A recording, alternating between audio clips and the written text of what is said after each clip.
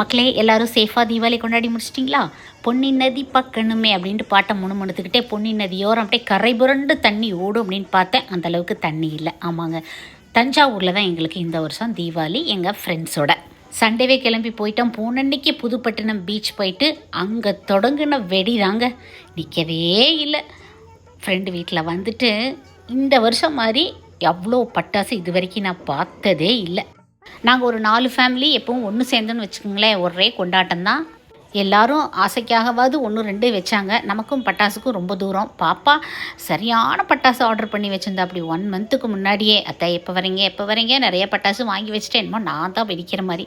முந்தின நாள் நைட்டு அடுத்த நாள் காலையில் வெடித்தது பத்தலையாம் பசங்களுக்கு. மறுபடியும் இருக்கிறதெல்லாம் காலி பண்ணியே ஆகணும் அப்படின்னு ஒரு ஃப்ரெண்டுக்கு ஃபார்ம் ஹவுஸ் இருக்குது. அங்கே போயிட்டு மதியம் லஞ்செல்லாம் சூப்பராக முடிச்சுட்டு இருக்கிற மீதி பட்டாசையெல்லாம் அங்கேயும் வெடித்து முடிச்சுட்டு ஒரே கொண்டாட்டம் தாங்க. தஞ்சாவூரில் இப்படி தாங்க போச்சு தீபாவளி. Stay healthy.